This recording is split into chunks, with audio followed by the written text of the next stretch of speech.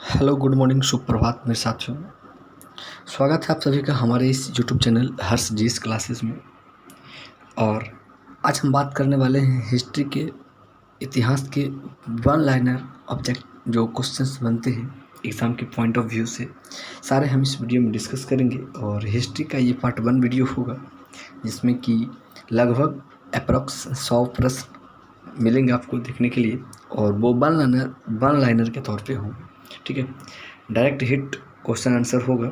ठीक है, तो चलिए प्रारंभ करते हैं अपना हिस्ट्री का जो सेशन है, क्वेश्चन आंसर है। और अगर आप हमारे चैनल पर नए हैं तो हमारे चैनल को सब्सक्राइब करेंगे, लाइक करेंगे, शेयर करेंगे, अपने दोस्तों के साथ शेयर करें ताकि हमारा चैनल ग्रो करे। और आपका इसमें अहम सपोर्ट की ज़रूरत है हमें। आप अपना हमें ज़रूर सपोर्ट दें, अपना बेस्ट दें, और मैं भी अपना बेस्ट देने का प्रयास करूँगा। निरंतर आप लोग के लिए वीडियो लाता रहूँगा और आप लोग इसे देखते रहेंगे। ठीक है, और हमारा डेली का करंट अफेयर का भी सेशन चलता है, तो मैं करंट का भी वीडियो लाता रहता हूँ। ठीक है, तो हमारे चैनल के साथ बने रहिएगा और देखते रहिएगा। चलिए शुरू करते हैं। आज का पहला प्रश्न है भारतीय इतिहास के, मानव की प्रगति की कहानी के उस भाग को क्या कहते हैं जिसके लिए लिखित विवरण मिलते हैं। जिसके लिए लिखित विवरण मिलते हैं उसे इतिहास कहते हैं। इतिहास व बीती हुई बात को इतिहास कहते हैं। इति मतलब बीती और हास मतलब कहानी। बीती हुई जो भी कहानी होती है उसे हम लोग इतिहास कहते हैं। अगला प्रश्न है, मानव का प्राचीनतम इतिहास किस काल से संबंधित है। पाषाण युग से संबंधित है। अगला प्रश्न है, मानव जाति के विकास कि जिस काल का कोई लिखित प्रमाण नहीं मिलता है उस काल को क्या कहते हैं। प्रागैतिहासिक काल कहते हैं। ठीक है, जिसमें लिखित प्रमाण नहीं मिलता है उस काल को प्रागैतिहासिक काल कहते हैं। अगला प्रश्न है, पूर्ण पाषाण युग के हथियार किस चीज़ के बने होते थे।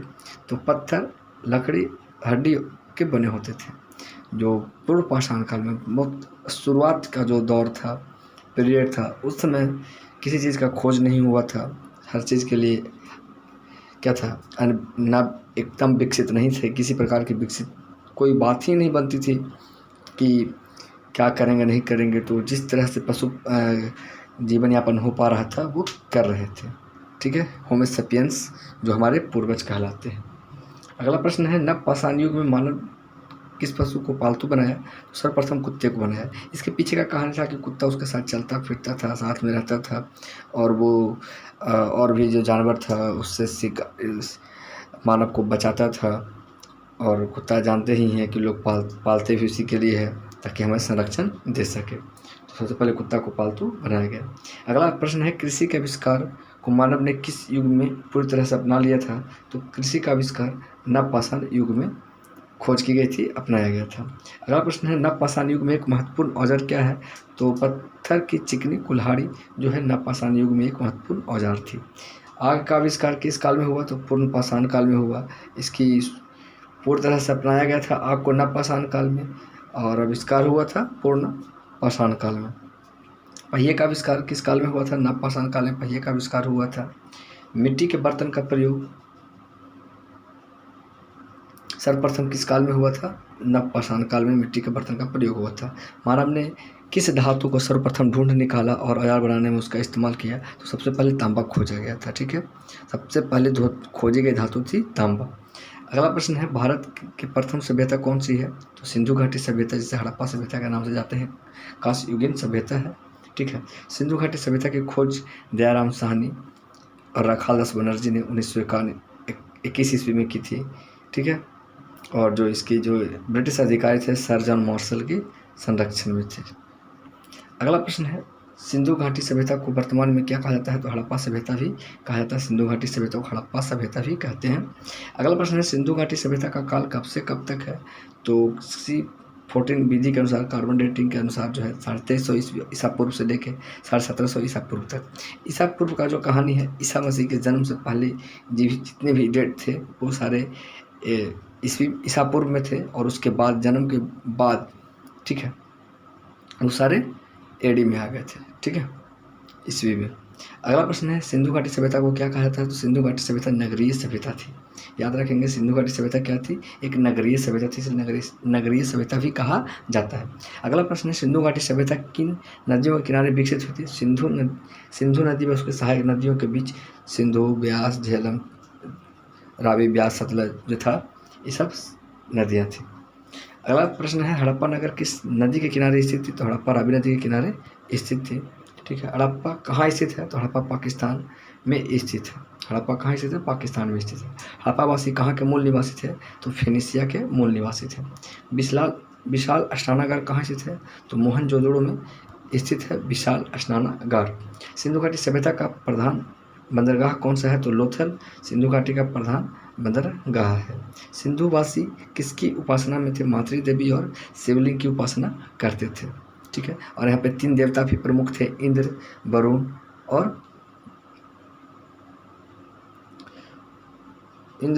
और एक थे जो अग्नि देवता थे। अगला प्रश्न है, सिंधुवासी किस पशु को पवित्र मानते थे? सांड को पवित्र पशु मानते थे। सिंधुवासी किस पशु से परिचित नहीं थे? तो घोड़ा से परिचित नहीं थे। अगला प्रश्न है, किस स्थल पर हड़प्पा संस्कृति के लोगों को घोड़े का ज्ञान मिला? सुरकोटदा के पास घोड़े का ज्ञान हुआ, पता चला घोड़े के बारे में। हड़प्पीय नगरों का सर्वाधिक महत्वपूर्ण लक्षण क्या था? तो योजनाबद्ध विन्यास था। ठीक है। सिंधुवासी किस धातु का प्रयोग ज़्यादा करते थे? तो तांबे का प्रयोग ज़्यादा करते थे सिंधुवासी लोग। अगला प्रश्न है, सिंधु घाटी के लोगों द्वारा प्रयुक्त भाषा कौन सी थी? तो आज तक पूर्ण रूपेण पढ़ी नहीं जा सकी। वो सिंधु घाटी की लोगों के द्वारा जो प्रयुक्त भाषा थी अभी तक उसे पढ़ा नहीं गया था। अगला प्रश्न है, हड़प्पावासी किस देश से व्यापार करते थे? तो सुमेर से व्यापार करते थे हड़प्पावासी। जिस काल में ऋग्वेद की रचना हुई उसे किस काल के नाम से जाना जाता है? तो ऋग्वैदिक काल के नाम से जानते हैं, जिसमें ऋग्वेद की रचना हुई। अगला प्रश्न है, जिस काल में ऋग्वेद के अतिरिक्त अन्य वेदों की रचना हुई उसे क्या कहते हैं? तो वैदिक काल। इसमें आर्य प्रमुख थे वैदिक काल में। ठीक है। और इनकी भाषा संस्कृत थी, आर्य की। अगला प्रश्न है, ऋग्वैदिक काल में वर्ण व्यवस्था के आधार पर क्या था?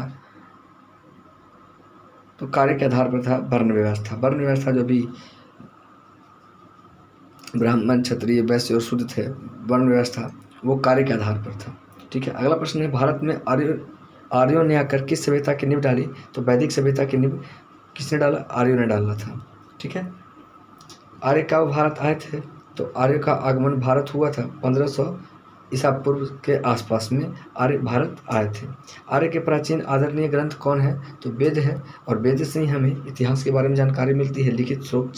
कुछ लिखित स्रोत थे, कुछ प्रमाणिक स्रोत, कुछ पुरातात्विक स्रोत थे, है ना। इसके माध्यम से हमें इतिहास की जानकारी होती है।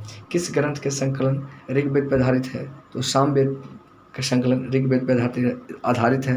और सामवेद संगीत का वेद को सामवेद कहा जाता है। वेद 4 हैं, ऋग्वेद, यजुर्वेद, सामवेद, अथर्ववेद।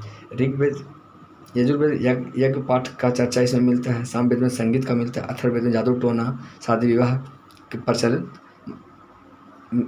का वर्णन अथर्ववेद में मिलता है। आर्यों का सबसे प्राचीन वेद कौन सा है? तो ऋग्वेद। आर्यों का सबसे प्राचीन वेद ऋग्वेद है। गायत्री मंत्र किस ग्रंथ से मिलता है? तो ऋग्वेद में गायत्री मंत्र का उल्लेख है। ऋग्वेद में संपत्ति का प्रमुख रूप क्या था? तो गौधन। संपत्ति का प्रमुख रूप था गौधन। आर्य भारत में सबसे पहले कहाँ बसे थे आकर के? तो सप्त सिंधु प्रदेश में आर्य का सबसे पहले निवास स्थान हुआ था। आर्य के प्रमुख देवता कौन थे? इंद्र देवता आर्य के प्रमुख देवता थे। यहाँ पे 3 देवता को ज़्यादा इम्पोर्टेंस दिया गया है। आर्यों के प्रधान पेशा क्या था? तो पहला पशुपालन था और दूसरा खेती था। ठीक है, क्योंकि एकमात्र वही सहारा था, पशुपालन और खेती। अगला प्रश्न है, आर्य किनकी पूजा करते थे? तो आर्य प्राकृतिक शक्तियों की, वर्षा के देवता इंद्र को, वायु के देवता मारुत को और प्रकाश के देवता सूर्य को पूजा करते थे। आर्य किस पशु को ज़्यादा महत्व देते थे? तो आर्य घोड़े को ज़्यादा महत्व देते थे। आर्यों ने किस धातु की खोज की थी? तो लोहा की खोज आर्यों ने की थी। और लोहा से पहले क्या था? तांबा का। ठीक है। और उसके बाद अब आया क्या है? आर्यों द्वारा क्या खोजी गई? लोहा खोजी गई। आर्य किस नदी को ज़्यादा महत्व देते थे? तो आर्य सरस्वती नदी को ज़्यादा महत्व देते थे। ठीक है। अगला प्रश्न है, आर्यों की भाषा क्या थी? तो आर्यों की भाषा संस्कृत थी। अगला प्रश्न, आर्यों के समय समाज में कितने वर्ण थे? तो 4 वर्ण थे, ब्राह्मण, क्षत्रिय, वैश्य और शूद्र, जो कि ब्रह्मा के मुख से ब्राह्मण और भुजा से क्षत्रिय।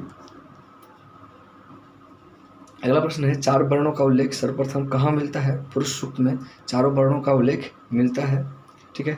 महात्मा बुद्ध का जन्म कहाँ हुआ था? 563 ईसा पूर्व कपिल वस्तु के लुम्बिनी ग्राम में हुआ था। और इनकी मृत्यु 483 ईसा पूर्व कुशीनगर देवरिया जिला में इनकी मृत्यु हुई थी। इनका बचपन का नाम क्या था? सिद्धार्थ गौतम था। इनके पुत्र का नाम राहुल था। ठीक है। किस ब्राह्मण ने सिद्धार्थ का नामकरण किया था? तो असित ब्राह्मण ने सिद्धार्थ का, इनका बचपन का नाम था, गौतम बुद्ध का बचपन का नाम सिद्धार्थ था, इनका नामकरण किया था असित ब्राह्मण ने। सिद्धार्थ का लालन पोषण कौन किया था? प्रजापति गौतमी जो इनकी मौसी है, इन्होंने किया था। सिद्धार्थ किस वंश के थे? तो शाक्य वंश के थे सिद्धार्थ। शाक्य मुनि के नाम से कौन विख्यात है? तो महात्मा बुद्ध शाक्य मुनि के नाम से विख्यात है। एशिया का किरण पुंज भी महात्मा बुद्ध को कहा जाता है। सिद्धार्थ का सारथी का नाम क्या था? तो छंदक इनका सारथी का नाम था। और सिद्धार्थ के योग की शिक्षा किसने दी? तो अलार कलाम इनके पहले गुरु थे, इन्होंने इनकी शिक्षा दी थी।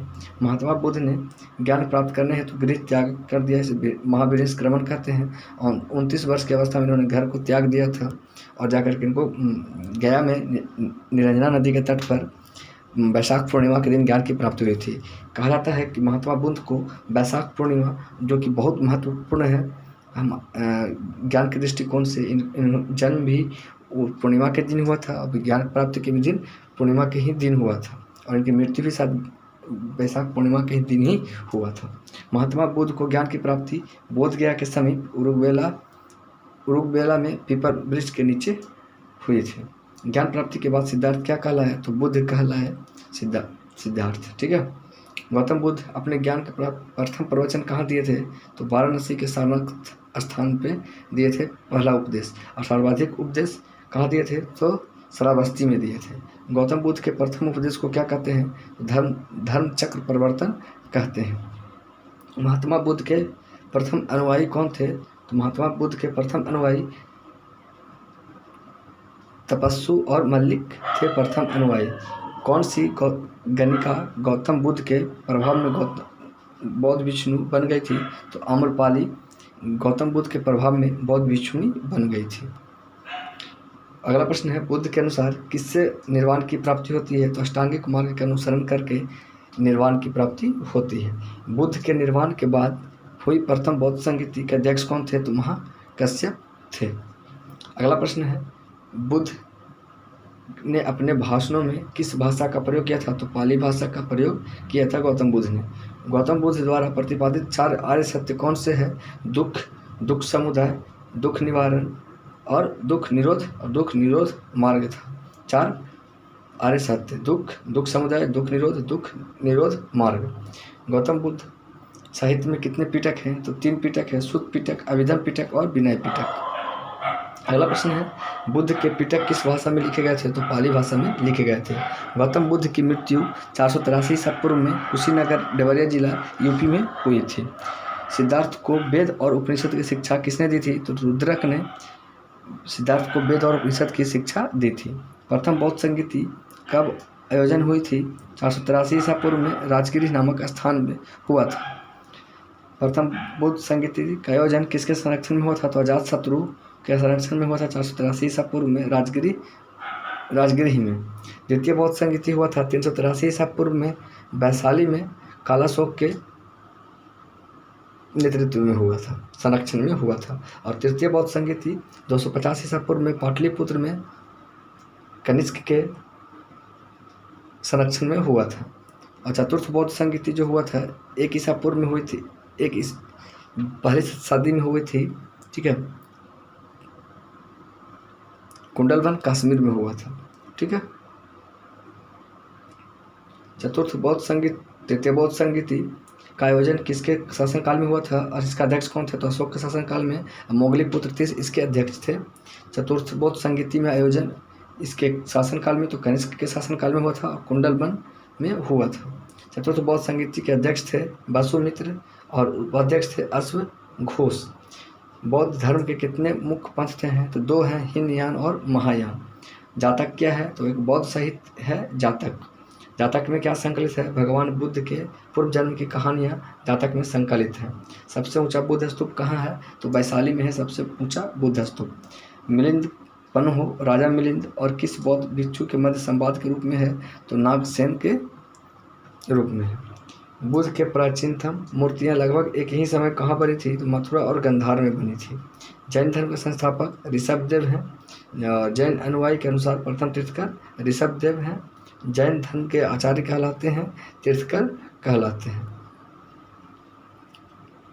ये थे आज के सारे इंपॉर्टेंट वन लाइनर क्वेश्चंस इतिहास के। जैन धर्म तक हमने कंप्लीट किया है, इसके आगे जैन धर्म से शुरू करेंगे और आगे की ओर बढ़ेंगे। चल ठीक है, सेशन को आगे बढ़ाते हुए चलेंगे इतिहास के। तब तक और भी वीडियो है मेरा देखें, लाइक करें, शेयर करें, सब्सक्राइब करें।